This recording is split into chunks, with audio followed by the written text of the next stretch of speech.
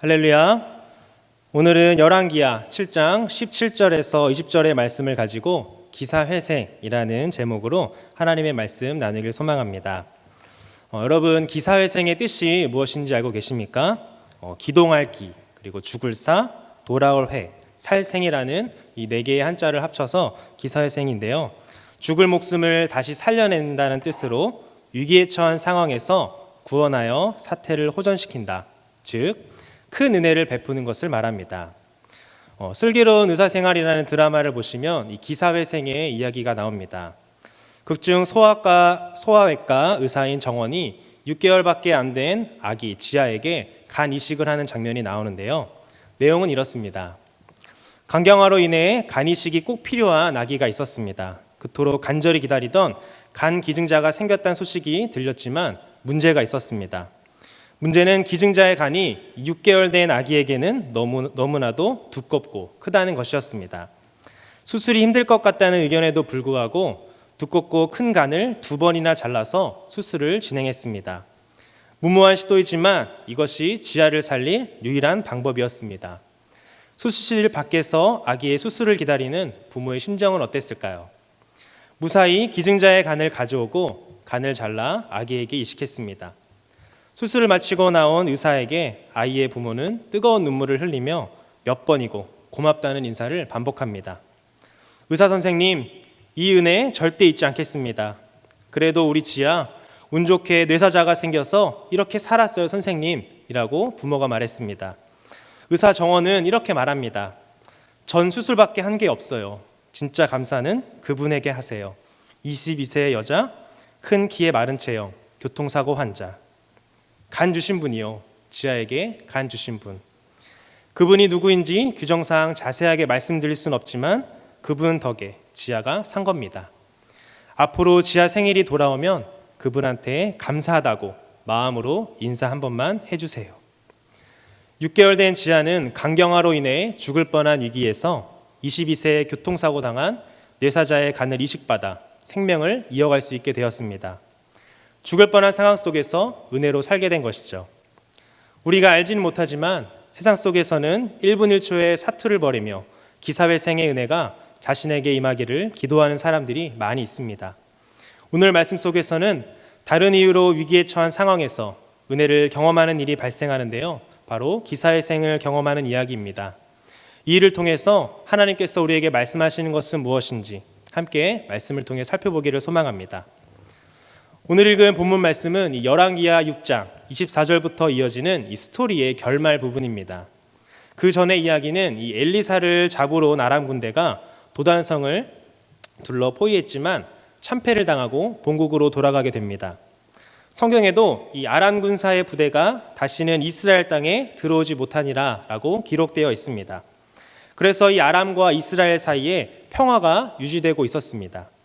그런데 열왕기하 6장 25절에 보시면 사마리아 성에 어떤 일이 벌어지는데요. 함께 말씀을 읽겠습니다. 아람 사람이 사마리아를 에워싸므로 성중이 크게 줄여서 나귀머리 하나에 은 80세겔이요 비둘기똥 4분의 1 값에 은 5세겔이라 하니. 아멘. 아람 왕 베나닷이 군대를 이끌고 와서 이 사마리아 성을 둘러싼 것입니다.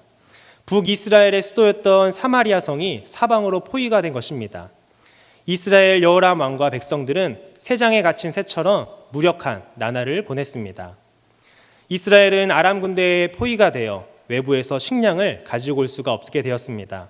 그래서 가지고 있던 식량을 먹기 시작했고 결국에는 식량이 떨어지게 된 것이죠.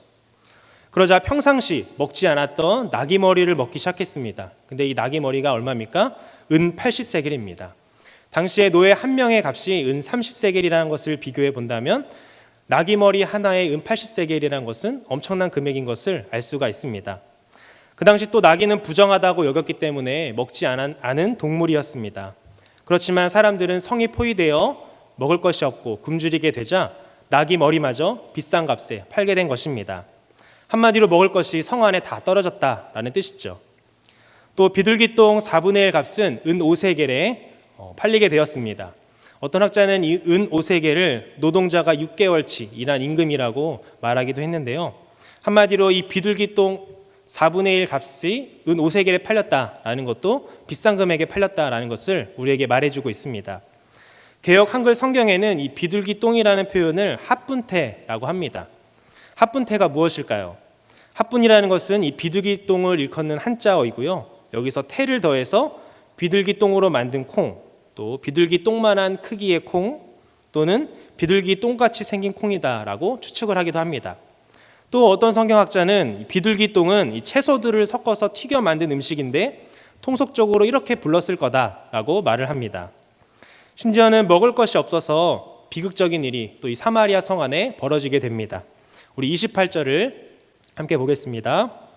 또 이르되 무슨 일이냐 하니 여인이 대답하되 이 여인이 내게 이르기를 내 아들을 내놓아라 우리가 오늘 먹고 내일은 내 아들을 먹자 하매. 아멘. 어떤 일이 벌어졌습니까? 먹을 것이 없었던 나머지 사람들이 굶어 죽기 직전에 인육을 먹는 일이 발생하게 됩니다. 왕이 성벽을 걷고 있을 때 한 여인이 나와 이 여호람 왕에게 상소를 합니다. 내용은 이렇습니다.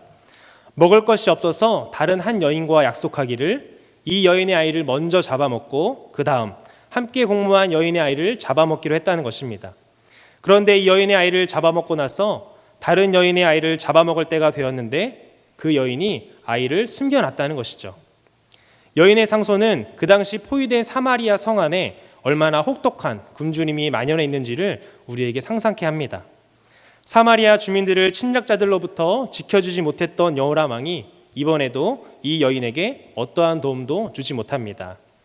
언약을 파기하였을 때 임하는 저주 가운데 포로됨 다음으로 강한 저주가 인육을 먹게 되는 것입니다. 그런데 이 일이 바로 사마리아 성 안에 벌어지게 된 것이죠. 당시 왕이었던 여호람 왕은 이 모든 것이 엘리사의 잘못이라며 옷을 찢으며 엘리사를 죽이기로 결심하고 사자를 엘리사에게 보냅니다. 그런데 왜 여호람이 이 모든 재앙에 대해서 엘리사를 탓하는 것일까요? 전에 아람 군대가 엘리사를 체포하려고 출동한 것처럼 이번에도 엘리사를 잡으려고 사마리아를 포기했기 때문일까요? 아니면 엘리사가 이 사마리아의 운명을 좌우하는 능력을 가지고 있음에도 불구하고 아무런 힘을 쓰지 않았다고 믿기 때문일까요? 아니면 단순히 그의 아버지 아합이 엘리야를 제거하면 모든 문제가 해결된다고 믿은 것처럼 자신도 엘리사를 제거하면 이 모든 문제가 해결될 것이라고 생각했던 것일까요? 정확한 이유는 알 수 없지만 여호람은 모든 책임을 이 하나님의 선지자인 엘리사에게 돌리고 있습니다.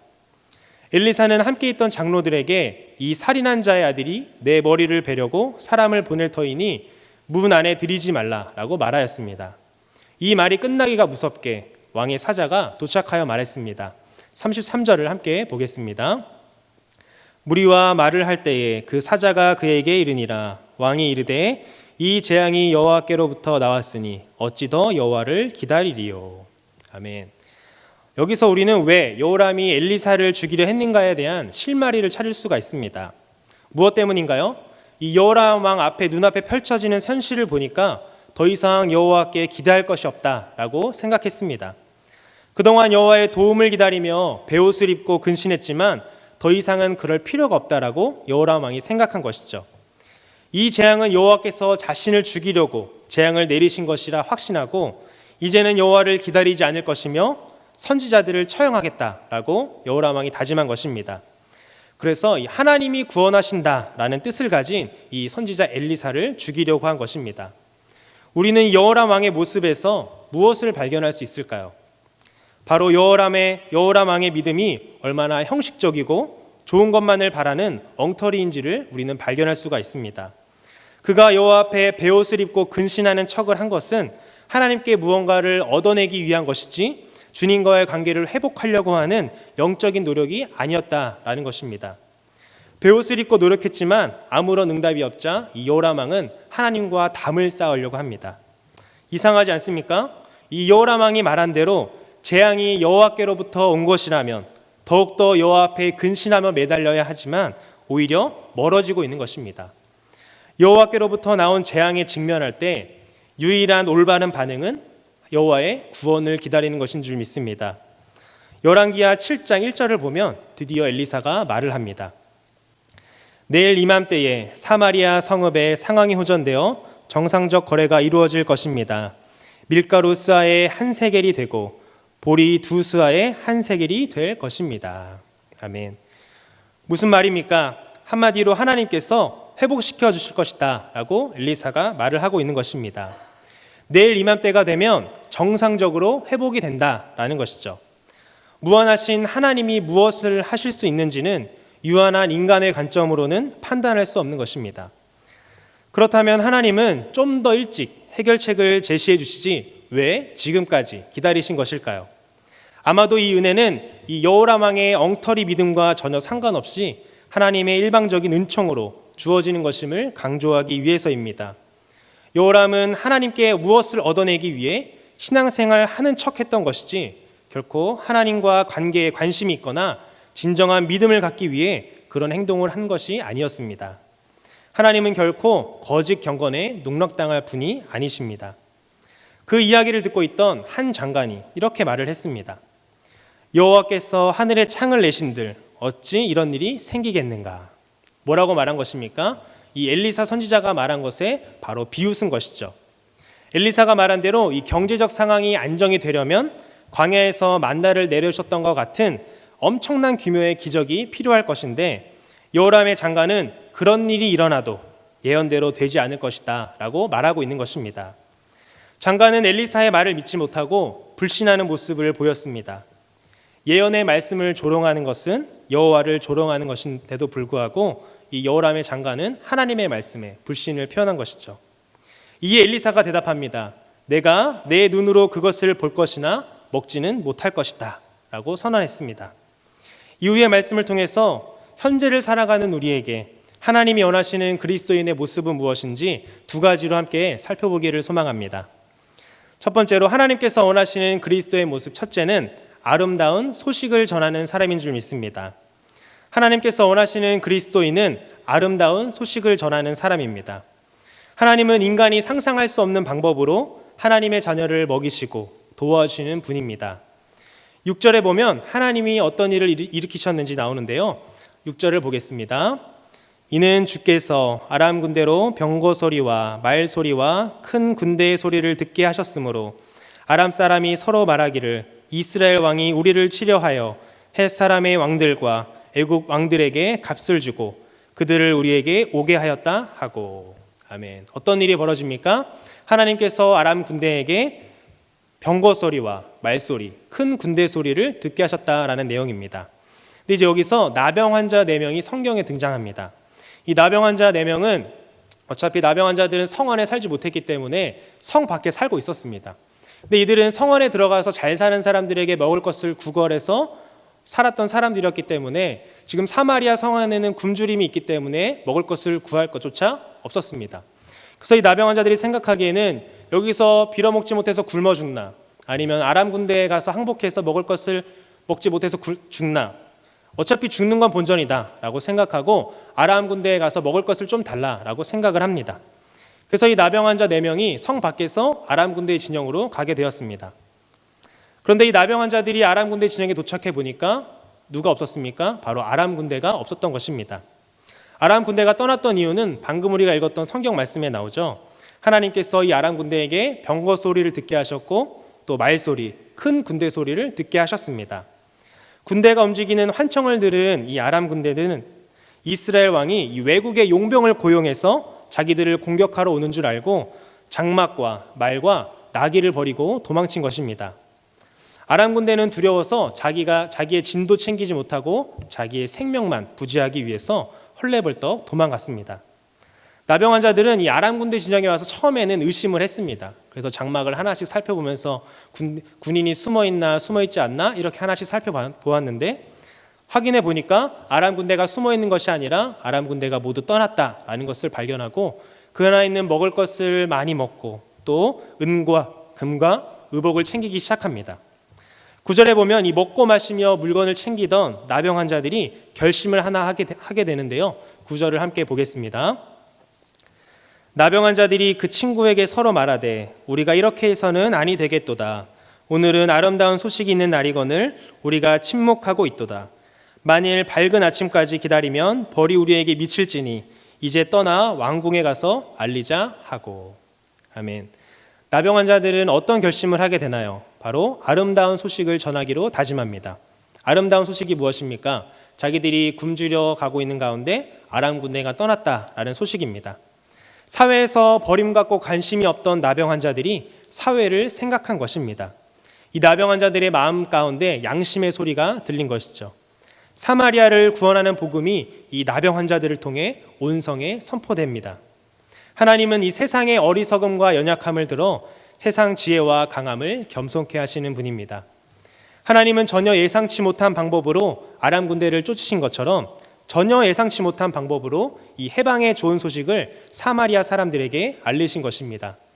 또 이와 같은 것이 성경에 무엇이 있습니까? 바로 예수 그리스도의 복음입니다. 훗날 하나님은 이 예수님의 복음이 가장 가난하고 소외된 자들에게 선포되도록 하셨습니다. 사회에서 연약하고 무시받았던 자들을 통해 구원의 소식을 온 땅 가운데 전하게 하신 것이죠. 여기서 나병 환자들이 한 일이 무엇입니까? 나병 환자들이 전투를 한 것도 아니고 나병 환자들이 큰 군대의 소리를 낸 것도 아니었습니다. 나병 환자들이 한 일은 그저 자신들이 본 것을, 하나님이 행하신 일을 전한 것뿐이었습니다. 이 나병 환자들이 전한 것 덕분에 사마리아 성이 굶주림을 면하게 되었습니다. 하나님이 행하신 일들을 들어야 할 사람이 우리 주변에 너무나도 많이 있습니다. 여러분, 간증이 무엇입니까? 내 삶 속에 나타난 하나님의 영광을 찬양하는 것입니다. 내가 어떤 복을 받았다라고 말하기보다 하나님께서 하신 일을 말하는 것이 바로 우리가 말하는 간증입니다. 여러분 삶 속에는 어떤 간증들이 있으십니까? 다른 말로 말하면 여러분들의 삶 가운데 하나님께서 어떤 일들을 행하셨습니까? 그리스도인이 해야 할 일은 내가 어떤 사역과 업적을 이뤘다라고 말하기보다 하나님이 행하신 아름다운 소식을 전하는 삶인 줄 믿습니다. 지인들을 전도할 때도 우리가 사용할 수 있는 무기가 무엇입니까?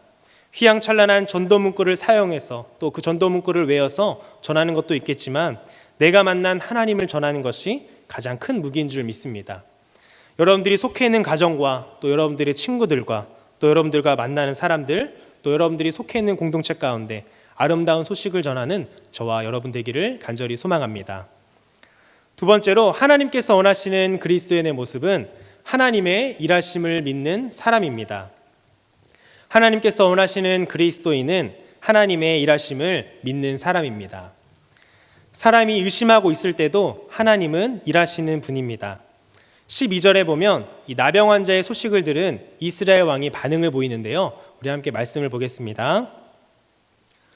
왕이 밤에 일어나 그의 신복들에게 이르되 아람 사람이 우리에게 행한 것을 내가 너희에게 알게 하노니 그들이 우리가 줄인 것을 알고 있으므로 그 진영을 떠나서 들에 매복하고 스스로 이르기를 그들이 성읍에서 나오거든 우리가 사로잡고 성읍에 들어가겠다 한 것이니라 하니. 아멘. 이 나병 환자들이 성읍 문지기에게 구원의 소식을 알렸습니다. 그래서 이 성읍 문지기들은 그 구원의 소식을 가지고 이스라엘 왕 여호람 왕에게 가서 전했습니다. 여호람 왕은 이 나병 환자들이 전한 보땡 소식을 한 번에 믿지 못하고 매복이 있을 거다 생각하고 믿지 못했습니다. 옛적에 여호수아가 아이성을 공략하면서 사용했던 전술을 기억했던 것일까요? 여호람에게 복음이 선포되었지만 순수하게 받는 것이 아니라 이 여호람 왕은 먼저 의심을 먼저 하고부터 시작합니다. 전날 엘리사 선지자가 이렇게 되리라 라고 분명히 예언했지만 이 여호람 왕은 믿지 않았던 것이죠. 어찌 보면 이 하나님과 선지자를 불신하는 이 여호람 왕의 모습이 우리의 모습은 아닌지 우리가 한번 고민해 봤으면 좋겠습니다. 나병 환자 나하만 장군이 이 요단강에 씻으라는 명령에 화를 내며 돌아가고자 할 때 지혜롭게 조언해 주었던 신하가 있었던 것처럼 이 여호람 왕도 지혜로운 부하들의 조언으로 하나님의 은혜를 경험하게 됩니다. 부하들의 의견이 이렇습니다. 여호람 왕이시여, 우리가 정탐꾼을 보내 확인하고 나가도 늦지 않을 것입니다. 그래서 이 부하들은 그 당시 남아있던 말 5匹를 가지고 병거와 함께 이 아람 군대가 퇴각했던 길을 따라갔습니다. 그래서 이 사람들이 확인해 보니까 아람 군대가 매복한 것이 아니라 정말 허겁지겁 도망갔다라는 흔적을 발견하게 됩니다. 그래서 작전이 아니라 이 사람들이 쫓긴 모양이 그대로 남아있던 것을 확인하고 여호람 왕에게 다시 말을 해줍니다. 15절을 함께 읽어보도록 하겠습니다. 그들이 그들의 뒤를 따라 요단에 이른즉 아람 사람이 급히 도망하느라고 버린 의복과 병기가 길에 가득하였더라.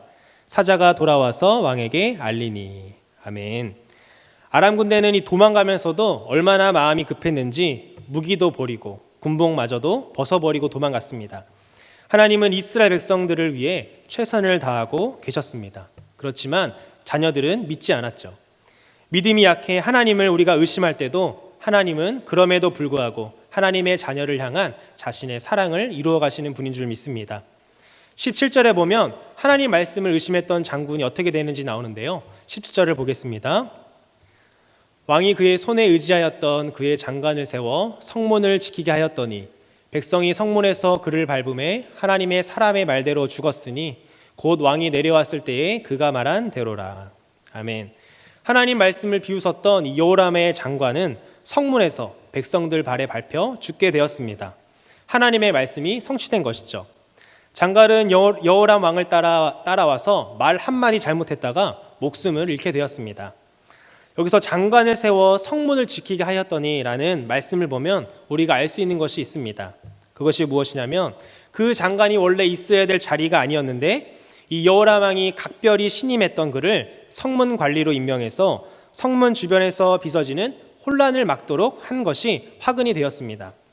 장관이 발에 밟혀 죽었던 이유가 무엇입니까? 이 굶주린 백성들이 아람 진영의 노획물을 가지러 우르르 몰려들었기 때문입니다. 이 정탐꾼들의 소식을 듣자마자 모든 백성들이 아람 군대 진영에 있는 먹을 것을 얻기 위해서 달리기 시작한 것이죠. 의심 많은 장관은 이 아무것도 매매되지 못할 것이다 라고 예상했던 그 성문에서 서 있다가 물건을 가지러 가기 위해 앞다투어 몰려든 사람들의 발에 밟혀 죽게 됩니다. 이에 내가 내 눈으로 그것을 볼 것이나 먹지는 못할 것이라는 엘리사 선지자의 말이 그대로 이루어진 것입니다. 하나님의 말씀이 이루어지는 것이죠. 이 장관은 자신이 눈으로 하나님의 말씀이 이루어지는 것을 보긴 했지만 자신은 누리지 못했습니다. 하나님의 구원이 온 백성에게 임했지만 하나님의 말씀을 믿지 못했던 자는 그 구원을 누려보지도 못하고 목숨을 잃었습니다.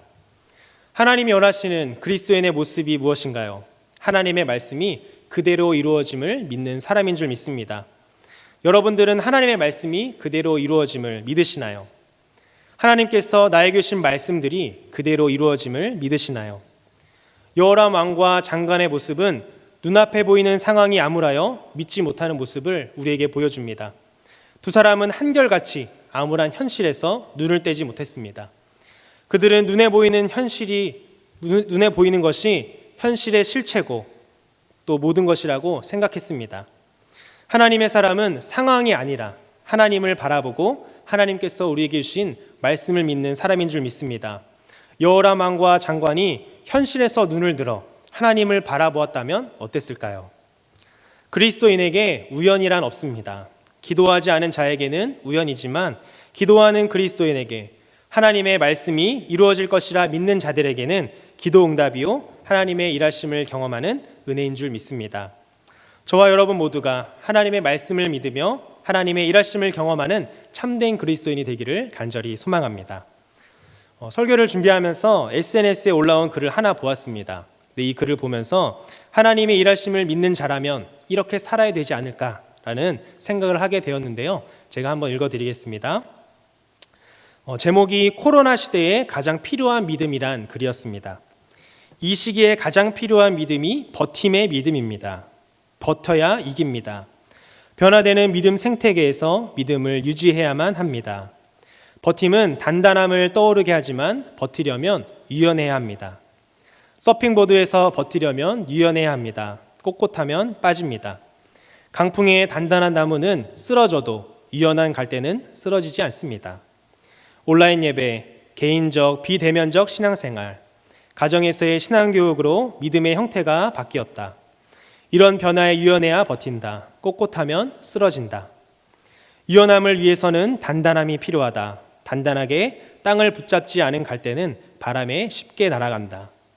변화되는 상황일수록 하나님을 단단하게 붙잡지 않으면 온라인과 개인적 신앙생활이 나태해지고 게을러질 수밖에 없다. 버팀을 위해서는 영어로 힘이 필요하다. 언제 끝날지 몰라서 더 힘든 코로나 시대 잘 버텨내야 한다. 버팀은 승리한다. 그리스도인의 모습을 뱉어내야 그리스도로 승리할 수 있다. 새로운 믿음의 생태계에서 그리스도인으로서 더 기도하고 더 간절히 예배드리고 더 사랑하고 더 선을 행해야 한다. 믿음을 버텨내야 믿음으로 버틸 수 있다. 말씀을 맺겠습니다. 하나님이 원하시는 그리스도인의 모습 두 가지를 우리가 살펴보았는데요. 그 두 가지가 무엇입니까? 아름다운 소식을 전하는 사람이 첫 번째였습니다. 나병 환자 4명은 아람 군대가 도망간 현장을 목격하고 그들만 먹고 마시고 즐길 수 있었지만 사마리아 성에 구원의 소식을 전했습니다. 우리는 하나님께서 우리에게 행하신 일들을 전하는 삶을 살아야 합니다. 내게 행하신 그 하나님의 구원을 전하는 저와 여러분 되기를 간절히 소망합니다. 또한 우리가 그리스도인으로 살아가야 된 두 번째는 하나님의 일하심을 믿는 사람이었습니다. 사마리아 성이 포위되고 자식을 잡아먹는 암울한 상황 가운데서 하나님은 엘리사를 통해 하나님의 말씀을 선포하였습니다. 한 장관은 암울한 상황 속에서 하나님의 말씀을 비웃으며 그런 일은 일어나지 않을 것이라고 비웃으며 믿지 않았습니다. 그러나 하나님은 여전히 자신의 자녀들을 위해 일하고 계셨고 이스라엘 백성들을 구원하여 주셨습니다. 현재 여러분에게 보이는 이 사마리아 성과 같은 암울한 상황은 무엇인가요? 하나님은 때로는 자기 백성을 무섭게 심판하시기도 합니다. 오늘 말씀 속에서는 자기 백성이 적에게 포위되어 인육을 먹게 될 정도까지의 재앙을 내리시기도 합니다. 그렇지만 이 모든 심판과 재앙은 하나님이 누구이신지 깨닫고 돌아오기를 바라시는 사랑의 매이지 결코 죽으라고 때리시는 매질이 아니라는 사실을 기억하길 바랍니다. 상황이 아닌 하나님을 보고 하나님의 일하심을 믿기를 소망합니다. 해질 무렵의 상황 속에서 포기하고 싶을 때 하나님의 사랑을 의심하지 말기를 바랍니다. 가정의 상황, 학교의 상황, 또 내가 속해 있는 직장의 상황, 또 내가 만나는 사람들과의 관계, 또 내가 겪고 있는 이 질병의 문제 가운데 하나님이 지금도 나를 위해서 일하고 계신다는 사실을 여러분들이 끝까지 믿음으로 버티고 또 믿기를 소망합니다. 암울한 상황 속에서도 하나님은 자신의 자녀를 위해서 일하고 계십니다. 주님은 내가 기도로 하나님을 찾기를 원하십니다. 하나님께 일할 기회를 주기를 원하시는 것이죠. 사랑하는 광역교회 성도 여러분, 하나님의 말씀을 비웃는 것이 아니라 하나님의 말씀을 붙잡고 승리하기를 소망합니다. 그리하여 하나님의 뜻과 마음을 발견하길 원합니다. 하나님의 말씀이 이루어짐을 눈으로 보기만 하고 끝나는 것이 아니라 말씀이 이루어지는 것을 보고 누리는 여러분 되기를 소망합니다. 현재 포스트 코로나 시대를 살아가는 그리스도인으로서 세상 가운데 아름다운 소식을 전하며 하나님의 일하심을 믿음으로 하나님의 말씀의 능력을 눈으로 보고 그 은혜를 누리는 광인의 모든 성도님들 되시기를 예수님의 이름으로 축복합니다. 함께 기도하겠습니다. 하나님 감사합니다. 오늘도 말씀을 통해 하나님의 뜻과 마음을 깨닫게 해주시니 감사드립니다. 포스트 코로나 시대를 살아가는 지금 우리에게 필요한 모습이 무엇인지 말씀을 통하여 알게 하시니 감사합니다. 예수 그리스도의 몸된 교회와 성도들이 세상 가운데 아름다운 소식을 전하는 자들 되게 하여 주시옵소서.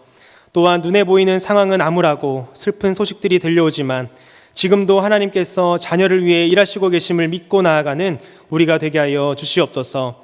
하나님의 말씀을 믿음으로 말미암아 말씀이 실현되는 일들을 눈으로 보고 그 은혜를 누리는 우리가 되게 하여 주시옵소서. 믿음이 더욱더 필요한 시기에 하나님께서 우리에게 원하시는 것이 무엇인지 더욱더 고민하며 깨닫게 하시는 대로 실천하며 나아가는 광인의 모든 성도님들 되게 하여 주시옵소서. 이 모든 말씀 살아계신 예수님의 이름으로 기도합니다. 아멘. 다 함께 일어나셔서 찬송가 384장 부르시고 담임 목사님 축도로 예배를 마치도록 하겠습니다.